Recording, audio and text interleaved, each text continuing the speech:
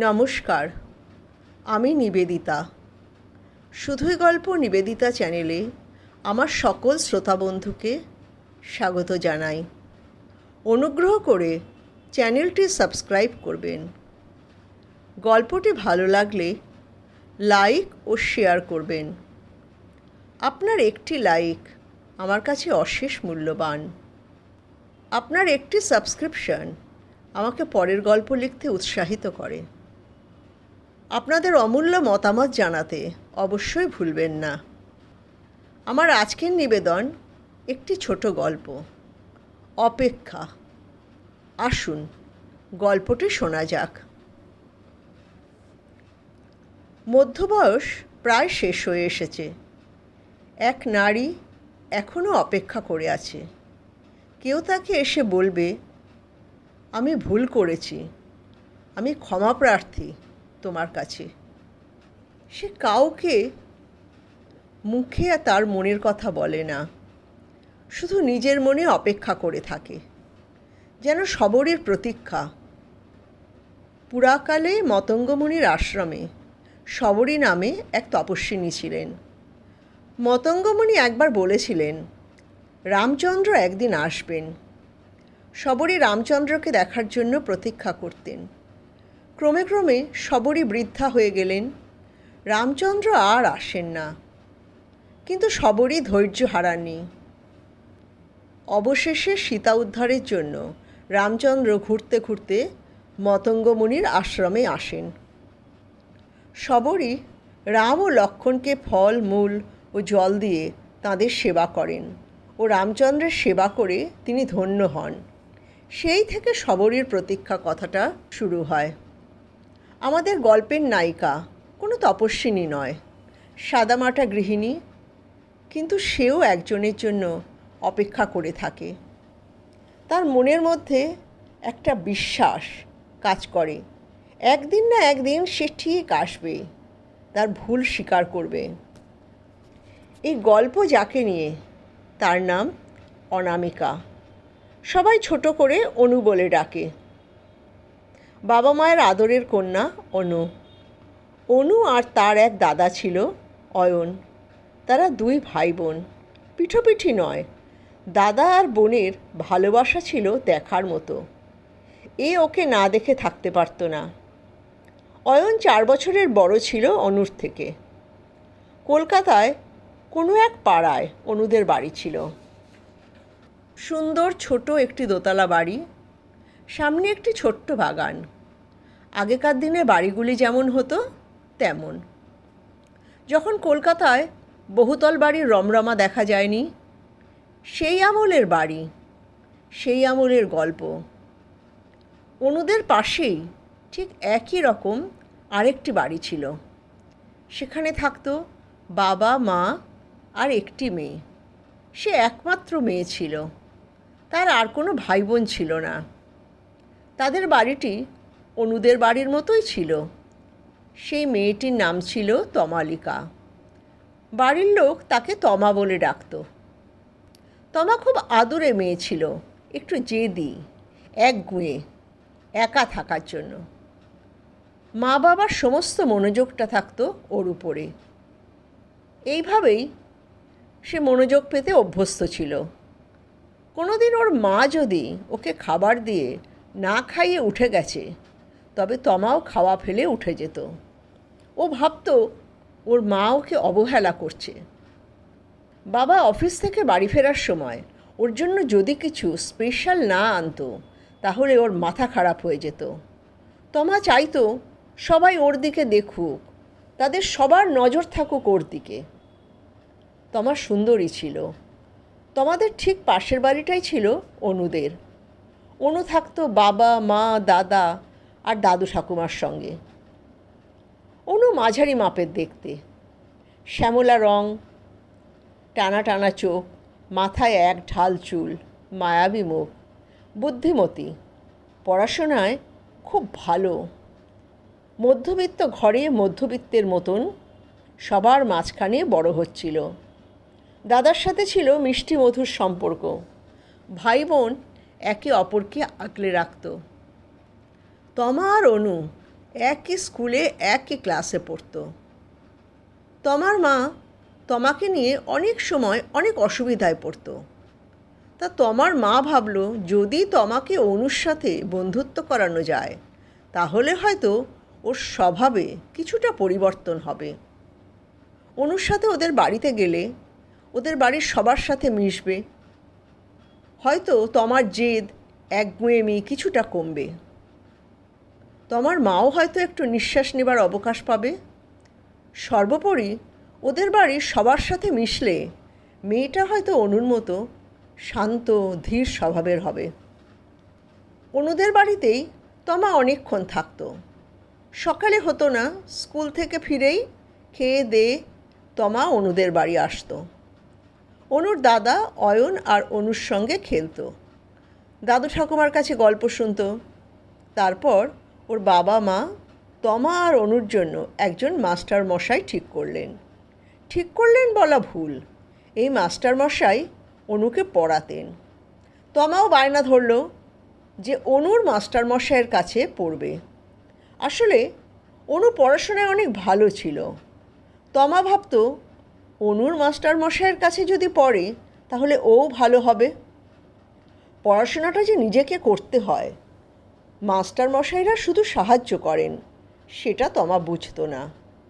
ও সব কিছু চাই অনুর মতো।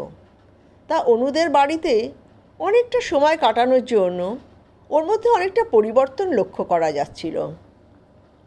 ও অনুকে হিংসা করলেও ভালোবাসত। অনুর মতো মন দিয়ে পড়াশোনা করার চেষ্টা করত। ধীরে ধীরে ওর রেজাল্টও ভালো হচ্ছিল। তমা আর অনু সেই ক্লাস 4-5 থেকে পড়তে পড়তে বড় হয়ে গেল, উপর ক্লাসে উঠে গেল। সবাই ভাবত যে তমা ভালো হয়ে গেছে, পড়াশোনায় উন্নতি করেছে। একমাত্র অনু জানত যে তমা অনেক কিছুতে ভালো হলেও ওর হিংসা যায়নি। এখন ওর সব হিংসা কেন্দ্রীভূত হয়েছে অনুকে ঘিরে। বাইরে কাউকে বুঝতে দেয় না, কিন্তু অনুকে হিংসা করে পাগলের মতো। অনুর স্কুলের খাতা কোন ফাঁকে নিয়ে ওর খাতায় কাটাকুটি করে রাখে, যাতে ও বকুনি খায় টিচারদের কাছে।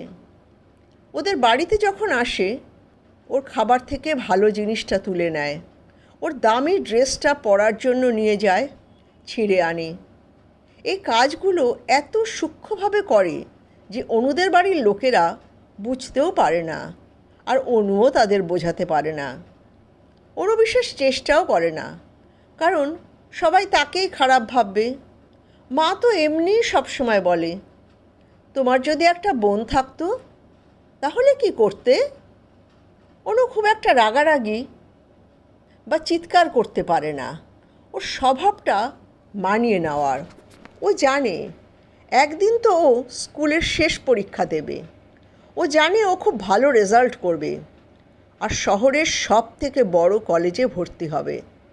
তমা তার সাথে পারবে না, ও নিশ্চিত ছিল। অনু খুব আত্মবিশ্বাসী ছিল নিজের রেজাল্টের ব্যাপারে। হলেও তাই। তাদের স্কুলের শেষ পরীক্ষায় এসে গেল। তমা আর অনু দুজনেই একসঙ্গে পরীক্ষা দিতে যায়। তমা পরীক্ষা দিয়ে এসে বলে, খুব ভালো হয়েছে। অনুর মনে কোনো তাপ উত্তাপ নেই।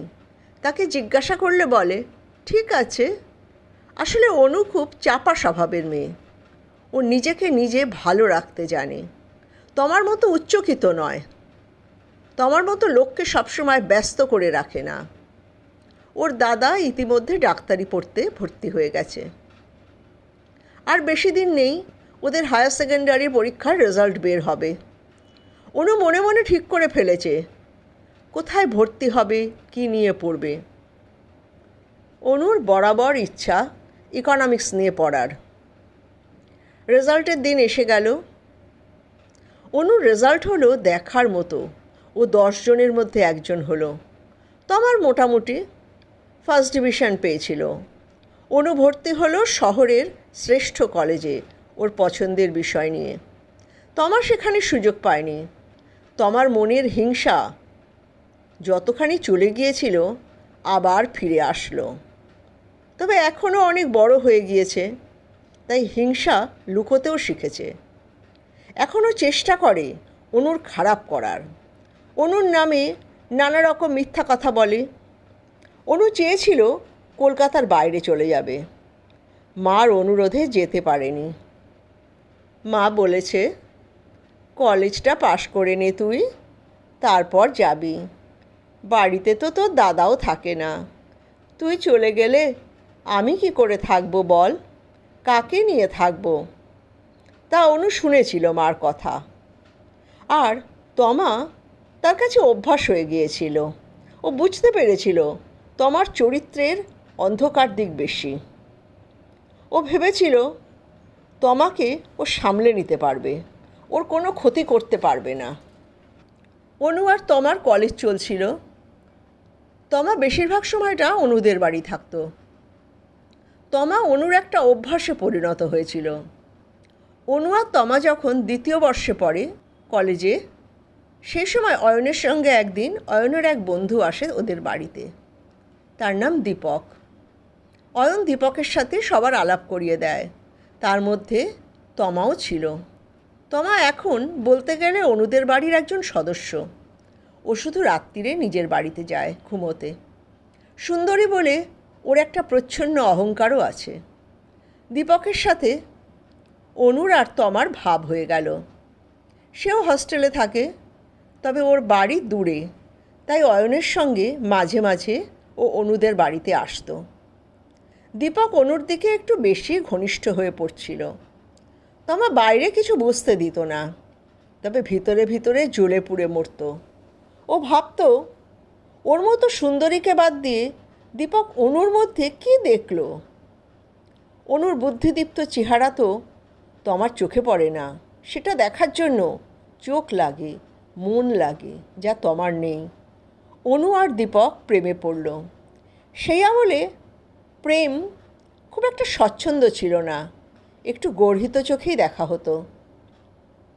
তখন তো কোনো ফোনও ছিল না, চিঠিপত্রে প্রেমের আদান প্রদান হতো।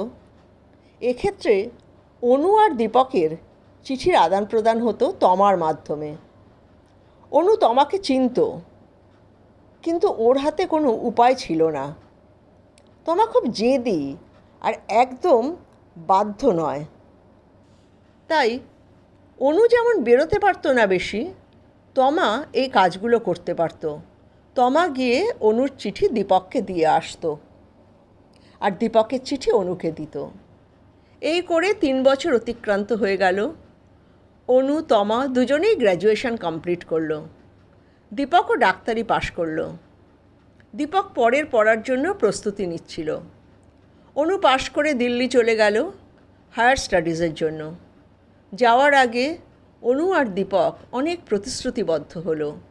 তারপর অনু খুশি মনে রওনা দিল তার ভবিষ্যৎ ঠিকানায়। 1 বছর দীপকের সাথে তার যোগাযোগ ছিল। মাঝে মাঝে মনে হতো যোগাযোগটা বোধহয় ক্ষীণ হয়ে আসছে। আবার যখন বাড়ি যেত তখন দীপক দেখা করতে আসতো, তারা সিনেমায় যেত, কত জায়গায় দেখা করতো। মনে হতো সব ঠিক আছে। তমাকেও আগের থেকে ভালো লাগতো। অনুর যখন ফাইনাল ইয়ার চলছে তখন দীপক লিখলো ও চাকরি পেয়ে গেছে একটা হাসপাতালে। অনু খুব খুশি হলো। অনুর পরীক্ষা এসে গেছে। অনুর অন্যদিকে মন দেবার সময় নেই। সে অত্যন্ত নিষ্ঠার সাথে পড়াশোনা করছে। হঠাৎ তার বাড়ি থেকে মার একটা চিঠি আসলো যে তমা আর দীপকের বিয়ে ঠিক হয়েছে। ও কিছু বুঝতে পারল না, মাথায় কিছু ঢুকছে না। বেশ কয়েকবার চিঠিটা পড়ে ও কেমন যেন এক প্রকার হয়ে গেল। পরে ওর রুমমেটের মুখে শুনেছিল ও নাকি অজ্ঞান হয়ে গিয়েছিল। তারপর ও ডিপ্রেশনে চলে যায়। ও তমাকে জানতো, কিন্তু দীপক, মানুষকে কি বিশ্বাস করা যায় না? ওর শরীর মন ভেঙে যাচ্ছিল। ওর এতদিনের পড়াশোনার লক্ষ্য মাথা থেকে সব বেরিয়ে যাচ্ছিল। এই যে নিজের পায়ে মাথা উঁচু করে দাঁড়াবার স্বপ্ন, সব কেমন জট পাকিয়ে গেল। ওর বন্ধুরা ওকে টিকিট কেটে কলকাতায় পাঠিয়ে দিল। বাড়িতে টেলিগ্রাম করে দেয়, দাদা হাওড়া স্টেশনে এসে ওকে বাড়ি নিয়ে যায়। মা হয়তো কিছুটা অনুমান করেছিল। বলেছিল, তুই আমাকে বলিসনি কেন যে তুই দীপককে ভালোবাসতিস? তাহলে আমি তোমার বিয়ে আটকাতাম। অনু ফ্যাকাশে হেসেছিল। অনু বাড়ি ফেরার পর তমা এসেছিল। ওকে বলে গেছে, দেখ, শেষ পর্যন্ত আমিই তো জিতলাম। তুই পড়াশোনায় অনেক ভালো হতে পারিস, ওটা আমি তোর কাছ থেকে কেড়ে নিতে পারিনি, কিন্তু তোর একটা স্বপ্ন আমি কেড়ে নিয়েছি। দেখলি তো? দীপক আসেনি, অনু আশাও করেনি। ওদের বিয়ে হয়ে গেল। মাঝখান থেকে অনুর একটা বছর নষ্ট হয়ে গেল। অনুর ডিপ্রেশন কাটাতে ডাক্তারের সাহায্য নিতে হয়েছিল। সে নিজের মনের জোরে ধীরে ধীরে সুস্থ হলো। মুখে কোনো দিন তমা বা দীপকের নাম আনেনি। সে দিল্লি ফিরে আসে, আবার পরীক্ষা দেয়, উজ্জ্বল রেজাল্ট করে। সে চাকরির পরীক্ষায় বসার প্রস্তুতি নেয় এবং পেয়েও যায়। সে চেয়েছিল কলকাতার কলেজে চাকরি করবে না, একটু বাইরে পাবে, কিন্তু ভাগ্যের ফেরে সে কলকাতার কলেজেই চাকরি পায়। তমার বাবা বাড়ি বিক্রি করে অন্যত্র চলে যায়, তাই তমার সঙ্গে আর দেখা হওয়ার কোনো সুযোগ ছিল না, আর ও ওদের ঠিকানাও জানতো না। অনু ভালো আছে, চাকরি করছে, মনস্থির করতে কিছুদিন সময় লেগেছিল। পরে মা বাবার পছন্দ করা ছেলেকে বিয়ে করে, সন্তান সন্ততি হয়। সে সুখেই ছিল, এখনও সুখেই আছে সংসার নিয়ে। শুধু তার একটা আশা আছে এখনও, দীপকের সাথে একবার দেখা করার আশা। না, ও তমার সাথে দেখা করতে চায় না, ও শুধু চায় দীপককে দেখতে। ও স্থির বিশ্বাস নিয়ে আছে দীপক নিজে আসবে একদিন ওর কাছে ক্ষমা প্রার্থী হয়ে। তার জন্য ও সারা জীবন অপেক্ষা করতে রাজি।